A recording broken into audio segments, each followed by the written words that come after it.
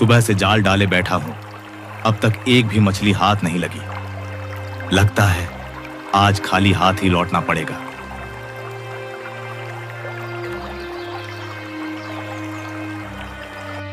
कनकपुर नामक राज्य के एक छोटे से गांव में किशन नाम का एक गरीब मछुआरा रहता था। किशन की एक बेटी भी थी, जो थी तो अंधी पर दिखने में बहुत सुंदर थी। क्या बात है किशन, इतने परेशान क्यों हो? क्या हो गया? क्या बात है, बताओ। अब क्या बताऊं काका, आप तो जानते ही हो, गौरी की मां के जाने के बाद से गौरी की सारी जिम्मेदारी अब मेरे ऊपर आ गई है।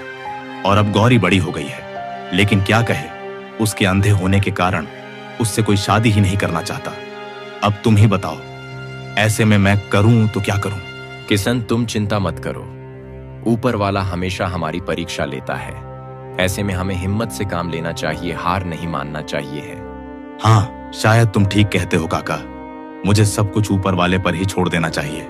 अब जो किस्मत में होगा उसे कौन बदल सकता है। इतना कहकर किशन नदी किनारे मछलियां पकड़ने चला जाता है। हे ऊपर वाले, मेरी बेटी की किस्मत का दरवाजा तू ही खोल। यह कहकर किशन मछली पकड़ने लगता है। धीरे धीरे शाम होने लगी। किशन के जाल में थोड़ी बहुत ही मछलियां फंसी हुई थी। आज तो इतनी कम मछलियां हाथ आई हैं, इन्हें बेचकर तो केवल एक समय का ही खाना बन सकता है। यह सोचते हुए किशन मछलियां बेचने बाजार जाता है। मछलियां ले लो, मछलियां, ताजी ताजी मछलियां ले लो, अभी अभी लेकर आया हूं। ले लो, ताजी ताजी मछलियां ले लो। किशन मछलियां बेचकर वापस अपने घर चला आता है। घर पहुंचकर उसने देखा कि गौरी चेहरे में उदासी लिए बाहर बैठी थी। गौरी बेटी, मैं घर आ गया। पिताजी, आप आ गए? आपने आज आने में बहुत देर कर दी। आपको तो पता है ना, मैं अकेले कहीं आज जा नहीं सकती हूँ। अरे बेटा, वो क्या है ना कि आज मछलियां हाथ ही नहीं आ रही थी, इसीलिए थोड़ा देर हो गई। तू चिंता मत कर, कल से तू भी मेरे साथ चलना। इस तरह ना तुझे मेरी चिंता रहेगी और ना मुझे तेरी चिंता रहेगी। क्यों बेटा? हाँ पिताजी, यह ठीक रहेगा।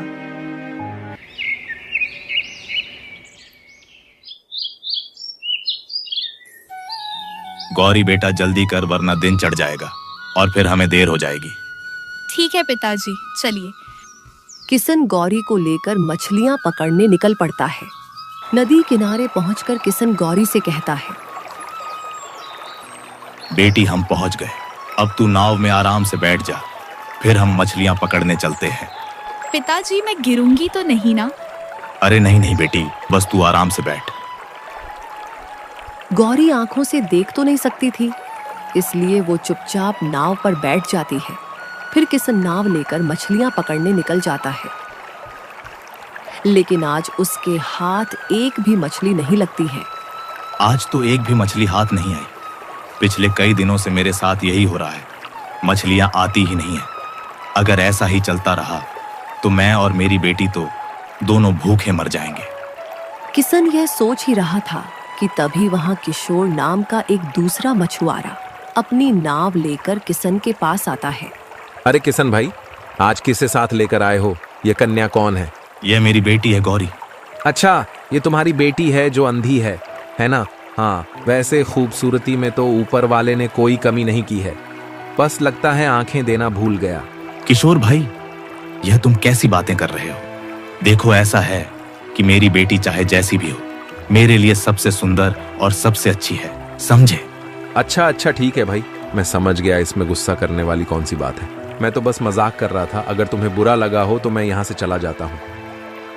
किशोर और किशन की बातों से गौरी मन ही मन उदास हो जाती है। तभी किशन उससे कहता है, बेटी गौरी, क्या हो गया, तुम चुप क्यों हो गई? देखो बेटा, इन जैसों की बातों पर ध्यान बिल्कुल मत दो। अरे इनका तो काम ही होता है दूसरों की बातें सुनना, दूसरों की बातों पर हंसना, मजाक बनाना। इनकी बातों पर ध्यान मत दो, है ना बेटा? पिताजी, मैं ठीक हूँ, मुझे फर्क नहीं पड़ता दुनिया क्या कहती है। आप मुझसे प्यार करते हैं, मेरे लिए यही बहुत है। हाँ, शाबाश मेरी बेटी, तेरी यह सोच मुझे बहुत अच्छी लगी। बेटी, मैं नाव किनारे पर ले चलता हूँ, फिर मैं तेरे लिए जंगल से फल तोड़ कर लाता हूँ, फिर दोनों बाप बेटी मिलकर खाएंगे। किसन इतना कहकर नाव किनारे पर लगाकर जंगल की तरफ चला जाता है। काफी देर हो जाती है पर किसन अभी तक वापस नहीं लौटा। पिताजी, पिताजी, लगता है पिताजी अब तक नहीं आए। पर पिताजी को इतनी देर क्यों लग रही है? गौरी यह सब सोच ही रही थी कि तभी वहां से एक राजकुमार गुजरते हैं। गौरी को अकेला देखकर वह रुक जाते हैं और पूछते हैं, सुनो सुंदरी, तुम कौन हो और यहाँ जंगल में अकेले क्यों बैठी हो? आप कौन है? मैं राजकुमार वीर हूँ, इस राज्य के राजा आदित्य वर्मा का बेटा। मैं शिकार करने जंगल जा रहा था, तुम्हें यूं अकेले बैठा देखा तो रुक गया। कौन हो तुम? गौरी अब राजकुमार को सारी बात बताती है। इसलिए मैं यहाँ पर बैठी हूँ। मुझे तो यकीन नहीं हो रहा है कि तुम्हें कुछ दिखाई नहीं देता। तुम्हारी सादगी, भोलापन और तुम्हारी सुंदरता ने तो तुम्हारी इस एक कमी को नजरअंदाज करने पर मजबूर कर दिया है। अभी राजकुमार और गौरी आपस में बातें कर ही रहे थे कि उसी समय एक शेर वहां आ जाता है और राजकुमार पर हमला कर देता है। राजकुमार, राजकुमार, क्या हुआ? आप ठीक तो है ना? अरे, एक शेर मेरे ऊपर चढ़ गया है। मेरी मदद करो, मेरी सहायता करो। मैं क्या करूं? मैं कैसे मदद करूं? इतने में वहां किसन आ जाता है और यह सब देखकर हैरान हो जाता है। किसन राजकुमार का धनुष और तीर उठाकर तीर को शेर के सर पर मार देता है और शेर मर जाता है। आपने मेरी जान बचाई, आपका बहुत बहुत धन्यवाद। इसमें धन्यवाद कैसा? एक दूसरे को मुसीबत से बचाना यही तो हम सबका कर्तव्य है। जी, आपने बिल्कुल सही कहा। वैसे आप हैं कौन? किसन राजकुमार को सारी बात बताता है। अच्छा, तो आप गौरी के पिता हैं। आपसे मिलकर बहुत खुशी हुई। आपको कभी भी कोई भी परेशानी हो तो हमें जरूर याद कीजिएगा। आपकी मदद करने में हमें खुशी होगी। ठीक है, चलिए अब हमें आज्ञा दीजिए, हम जाते हैं। इतना कहकर राजकुमार वहां से चले जाते हैं। फिर कुछ दिन गुजर जाते हैं और राजकुमार को अपनी भावनाओं का एहसास होता है। ये मुझे क्या हो रहा है? मैं गौरी को भूल क्यों नहीं पा रहा हूँ? उसकी खूबसूरती, भोलापन, ये सब देखकर तो जैसे मैं उस पर मोहित हो गया हूँ। राजकुमार, यह राजकुमार आखिरकार किस सोच में गुम है? लगता है कोई खास बात है। लगता है अब इस बारे में महाराज से ही बात करनी होगी। नहीं नहीं, कोई खास बात नहीं है। मैं तो बस ऐसे ही कुछ सोच रहा था। आप पिताजी को मत बुलाइए। क्या हुआ मंत्री जी? क्या आप लोग किसी गंभीर विषय पर बात कर रहे हैं? महाराज, राजकुमार अब बड़े हो गए हैं। अब आपको इनकी शादी करा देनी चाहिए। अच्छा, तो क्या हमारे बेटे को कोई लड़की पसंद है? क्यों बेटा? राजकुमार महाराज को सारी बात बताते हैं। तो इस तरह से मेरी मुलाकात हुई गौरी से और उसके पिता ने मेरी जान बचाई। फिर तो हमें गौरी के पिता का शुक्रिया अदा करना चाहिए और साथ ही उनसे मिलकर गौरी और तुम्हारे विवाह की बात भी कर लूंगा। क्या सच में पिताजी?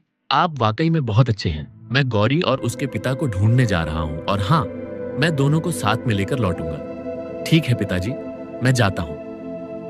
इधर किसन फिर से गौरी की आंखों के लिए परेशान होता है। चल बेटी, मैं आज तुझे चमत्कारी बाबा के पास लेकर चलता हूँ। वह तेरी आंखों को जरूर ठीक कर देंगे। पिताजी, आप पहले भी मुझे कितने बाबाओं के पास ले जा चुके हैं, पर मेरी आंखें कोई भी ठीक नहीं कर पाया। बेटी, क्या पता, हो सकता है कि यह बाबा तेरी आंख ठीक कर दे। देख, हमें कोशिश किए बिना हार नहीं माननी चाहिए। चलना, चलकर देखते हैं क्या होगा। ठीक है पिताजी, हम यह कोशिश करके देख लेते हैं। चलिए चलते हैं। किसन और गौरी अब चमत्कारी बाबा के पास जाने के लिए निकल पड़ते हैं। चलते चलते वह घने जंगलों के बीच पहुंच जाते हैं। पिताजी, मैं चलते चलते बहुत थक गई हूँ। कोई बात नहीं बेटी, हम थोड़ी देर यहीं बैठकर आराम कर लेते हैं, फिर चलेंगे, ठीक है ना? गौरी और किसन एक पेड़ के नीचे बैठकर आराम ही कर रहे थे कि तभी वहां पर एक राक्षस आ जाता है। अरे वाह इंसान, वो भी दो। इनकी बलि देकर मैं अपने दानव देवता को खुश कर दूंगा।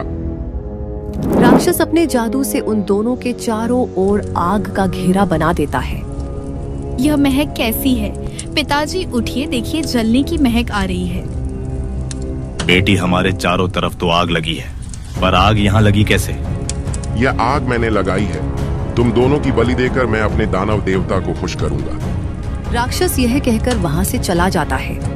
बेटी, तू डर मत, मैं कुछ करता हूँ। किसन को कुछ समझ नहीं आता। जैसे तैसे वो छलांग लगाकर आग के घेरे से बाहर निकल आता है। पिताजी, पिताजी मुझे बचाइए। बेटी तू चिंता मत कर, मैं अब भी कहीं से पानी लेकर आता हूँ। किस्न को एक कुआं नजर आता है। वो जल्दी से उस कुएं से पानी निकालता है और आग पर डालने लगता है। धीरे धीरे करके आग बुझ जाती है। बेटी तू ठीक तो है ना? तुझे कुछ हुआ तो नहीं ना? ये सब मेरी ही गलती है ना। मैं तुझे चमत्कारी बाबा के पास ले जाने की जिद करता और ना ही ये सब कुछ होता। मुझे माफ कर दे बेटी, मुझे माफ कर दे। पिताजी आप माफी मत मांगिए। ऊपर वाले ने जो लिखा है वो होकर ही रहेगा। मैंने सब कुछ ईश्वर पर छोड़ रखा है। आप भी सब कुछ उन्हीं पर छोड़ दीजिए।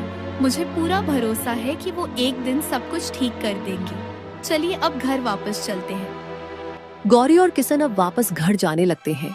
तभी कुएं से एक आवाज आती है। रुक जाओ, मुझे बचा लो, मुझे ऐसे छोड़कर मत जाओ, मेरी मदद करो। अरे ये आवाज कहाँ से आ रही है? लगता है कि आवाज इस कुएं से आ रही है। किशन कुएं के पास जाकर देखता है तो उसे कुछ नजर नहीं आता है। अरे कौन है यहाँ जो हमें आवाज दे रहा है? रस्सी ऊपर खींचो, रस्सी ऊपर खींचो। किशन तुरंत रस्सी ऊपर खींचता है। अरे इस बाल्टी में तो एक सुनहरा रंग का सेब है, पर यह कुएं में आया कहाँ से? तभी उस सेब से आवाज आती है। मैं एक परी हूँ। मैं जब इस जंगल में घूम रही थी तभी एक राक्षस ने मुझे पकड़ लिया और अपने मायावी जादू से मुझे इस सुनहरे सेब में कैद कर दिया ताकि बाद में वो मेरी बलि दे सके। तो अब तुम इस सेब से कैसे बाहर आओगी?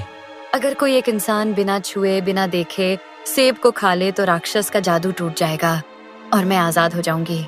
किशन कुछ क्षण सोचता रहा, फिर बोला, बिना छुए बिना देखे कोई भला कैसे खा सकता है? ये तो असंभव है। तभी गौरी किशन से बोली, पिताजी मैं समझ गई हूँ इसका जादू कैसे तोड़ना है। आप इस सेब को उठाकर मुझे खिलाइए। लेकिन बेटी शर्त के अनुसार तो। पिताजी सब ठीक होगा, बस जैसा मैंने कहा है आप वैसा कीजिए। फिर किशन उस सेब को उठाता है और गौरी को खिला देता है। जैसे ही गौरी सेब खाती है, परी आजाद हो जाती है। तुम्हारा बहुत बहुत धन्यवाद भले इंसान, तुमने मुझे मायावी जादू से आजाद कर दिया। लेकिन बेटी यह कैसे हो गया? इसका जादू कैसे टूट गया? पिताजी आपने सेब मुझे अपने हाथ से खिलाया और मैंने बिना छुए सेब को खाया। क्योंकि मैं देख नहीं सकती हूँ इसलिए मैंने बिना सेब को देखे खाया है। इस तरह से मैंने बिना छुए बिना देखे सेब को खाया और जादू टूट गया। तुम्हारा धन्यवाद कन्या, तुमने मुझे इस जादू से आजाद किया है, इसलिए तुम मुझसे कोई एक इच्छा मांग सकती हो। परी जी मेरी तो बस एक ही इच्छा है। मैं अपनी आंखों से दुनिया देखना चाहती हूँ। क्या आप मेरी आंखों को ठीक कर सकती हैं? ठीक है, मैं तुम्हारी इच्छा जरूर पूरी करूंगी।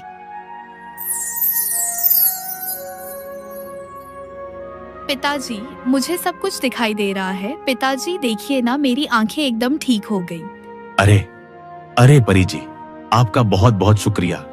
आपने मेरे जीवन भर की चिंता को एक पल में छू मंत्र कर दिया। मैं कैसे आपका धन्यवाद करूं? बहुत बहुत धन्यवाद परी, आप सच में बहुत अच्छी हैं। देखा पिताजी, मैं कहती थी ना कि आप सब कुछ ऊपर वाले पर छोड़ दीजिए, वह सब ठीक कर देगा। और आज देखिए ऊपर वाले ने परी के रूप में मेरी आंखें ठीक कर दी। गौरी बेटी, तू बिल्कुल ठीक कह रही है। अगर ईश्वर पर सच्चा विश्वास किया जाए तो वह खाली नहीं जाता है। हाँ, विश्वास एक बहुत बड़ी ताकत है। ऊपर वाले ने हम सबको धरती पर एक दूसरे पर विश्वास करके एक दूसरे की मदद करने और अच्छे कर्म करने के लिए ही भेजा है। परी यह कहकर अब आसमान में उड़ती हुई गायब हो जाती है। दूसरी ओर राजकुमार गौरी को ढूंढते हुए उसी जंगल में पहुंच जाते हैं। इतनी देर से मैं गौरी की तलाश कर रहा हूं, पर अब तक तो उसका कोई पता ही नहीं चला। आखिरकार वह रहती कहाँ होगी? राजकुमार यह सब सोच ही रहे थे कि तभी रास्ते में उन्हें किशन और गौरी मिल जाते हैं। अरे गौरी, मैं कब से तुम्हें ढूंढ रहा था। अच्छा हुआ जो तुम मुझे मिल गई। अरे राजकुमार, आप यहाँ सब कुछ ठीक तो है ना? हाँ, सब कुछ ठीक है। मैं आप दोनों को ही ढूंढ रहा था। देखिए, मैं आपसे कुछ कहना चाहता हूँ। मुझे आपकी बेटी गौरी बहुत पसंद है। क्या आप अपनी बेटी का विवाह मुझसे करेंगे?